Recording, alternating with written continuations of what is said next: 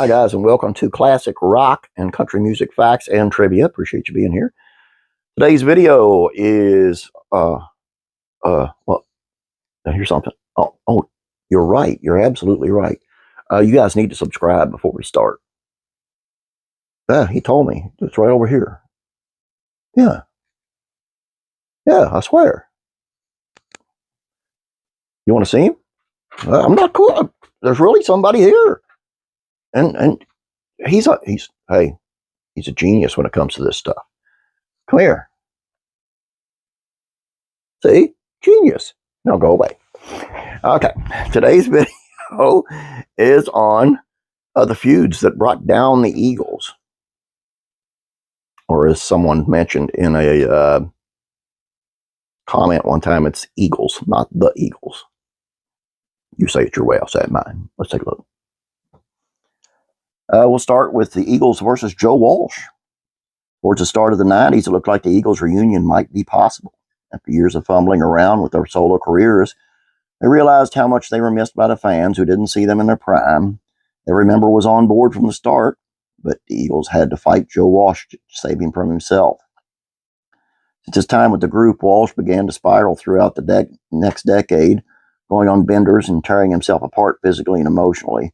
According to Glenn Fry, Walsh only surrounded himself with yes men, recalling in the history of the Eagles. He was always around people who were enabling him. Everyone was just going along with Joe. While Walsh was up for it, the band gave him an ultimatum. He should either get sober or not be in the group.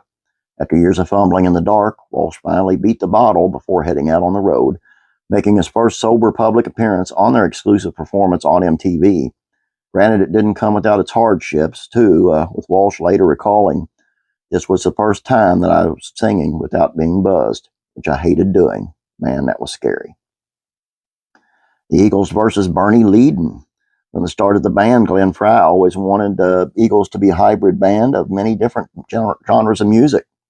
Though they would mingle in genres like folk and country, Fry still held on to his rock credentials, constantly pushing the angle of rock and roll to his bandmates. Leadon wasn't necessarily at the same stage in life, though. Coming in from a country background, he was never into the rock scene that much, what became a more significant issue when they started moving towards harder material. Since he signed on as a country guitar player, seeing his group getting bigger and bigger began to weigh on him, including one instance where he walked out of the studio in the middle of a session because he didn't like the song. By the time Fry began discussing the band's future, he had retaliated by pouring a beer over Fry's head backstage, asking him to chill out. Though he talked about looking back in shame on that incident, the writing was on the wall.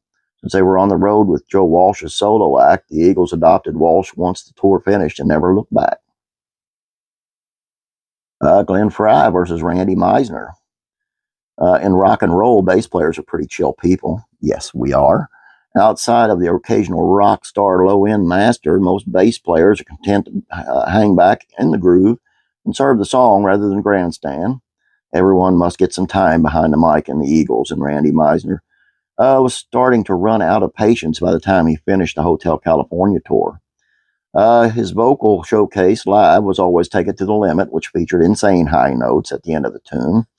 After he got scared of not hitting them, Fry reprimanded him, cracking, "Randy, there are millions of people waiting to hear you sing that song. You can't just say F them. I don't feel like it.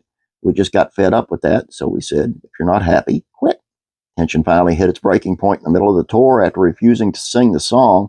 As an encore, Fry got onto his altercation with Meisner backstage. It almost involved security guards getting involved. Although he might have left the fold in a huff, the band soldiered on with Timothy B. Schmidt in his place, bringing a much more relaxed feel to their final album, The Long Run. Glenn Fry donned Felder. When Felder first came into the group, he was known as a hired hand. Ever since playing the session that turned into the hit Already Gone, though, Felder was asked to join, eventually coming up with the haunting chord sequence that became Hotel California. Once the money started rolling in, he became a bit jaded about how much attention he was getting in the studio. After writing the track for the tune Victim of Love, he had originally sang the track before the band pulled a fast one on him.